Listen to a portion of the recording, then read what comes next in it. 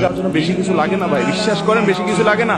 ইমানটা ঠিক রাখেন, 5 ওয়াক্ত নামাজটা সুন্দর করে পড়েন, বড় বড় কবিরা গুনাহগুলো থেকে বেঁচে থাকেন, কোনো মানুষের হক নষ্ট করবেন না, টাকা পয়সা নষ্ট করবেন, হক নষ্ট করবেন না, আচরণ খারাপ করবেন না, মানুষের দুর্ব্যবহার করবেন না, আত্মীয়স্বজনের সম্পর্ক বজায় রাখবেন।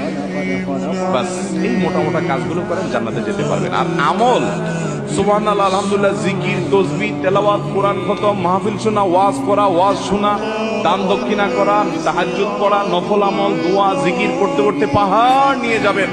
মানুষের হক নষ্ট করছেন, এই সমস্ত আমল আপনার থেকে নিয়ে নেওয়া হবে কিয়ামতের দিন। নবী সাল্লাল্লাহু আলাইহি ওয়াসাল্লাম বলেছেন ভিখারি হয়ে যাবেন আপনি, কারণ যে মানুষের হকের জন্য সব দিতে আপনি খালি হাতে জাহান্নামে যেতে হবে।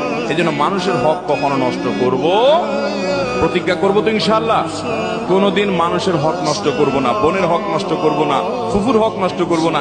আপনার বাপ চাচার আপনার ফুফুর হক দেয় নাই, এরকম অনেকে আছেন না? নেই।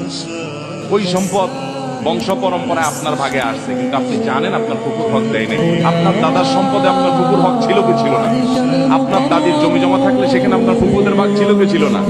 বাপ চাচারা দেয় নাই, বোনদেরকে 2-4 বেলা খাওয়ায়া, 2-4টা শাড়ি টাড়ি কিনে দিয়া, পাম করতে দিয়া। তো এখন বোন তোমরা নিলে তো এগুলো নেওয়া লাগে, আমরা তো বাপের জন্য অনেক খরচ করেছি, তোমরা কি বলো? তো বেচারিরা সময় পড়ে বলে, না থাক ভাই, আরে কিছু লাগবে না, থাক, আমাদের কোনো দাবি না, আর কিছু নয়। আছে না নাই?